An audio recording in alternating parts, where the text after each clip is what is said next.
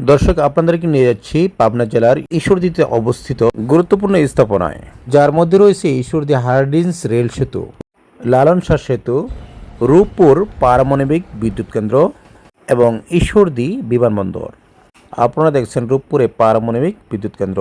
এই বিদ্যুৎ কেন্দ্রটি এরকম 4টা সিট রয়েছে। আমরা সর্বশেষ পদ্মা নদীর পাড়ের সেটির পাশাপাশি আমরা রয়েছি। এখনও চালু হয় নাই, তবে চালুর পথেই।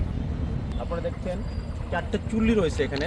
4টে চুল্লির কাজ মোটামুটি সবই সম্পূর্ণ হয়েছে, শুধু তাদের উদ্বোধন এখনও বাকি রয়েছে।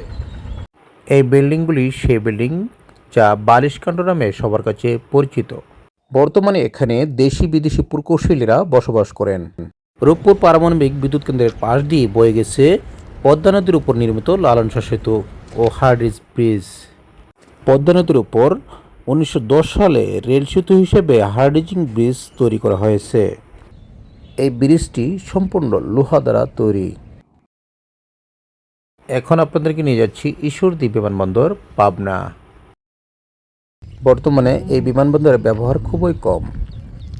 ধারণা করা হচ্ছে ব্রিটিশ আমলে এই বিমানবন্দরটি ব্যবহার হতো। দর্শক, সাথে থাকার জন্য সবাইকে ধন্যবাদ।